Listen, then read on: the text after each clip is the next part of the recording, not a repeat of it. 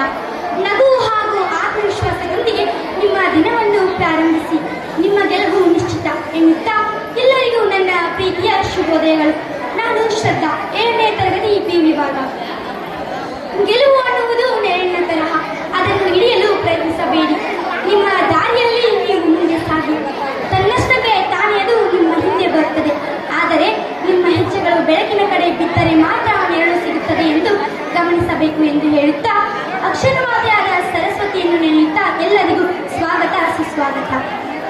ಭಾರತ ದೇಶದಲ್ಲಿ ನಮ್ಮ ಕರ್ನಾಟಕದ ಜನಪದ ಸಂಸ್ಕೃತಿ ಅತ್ಯಂತ ಶ್ರೀಮಂತವಾಗಿದೆ.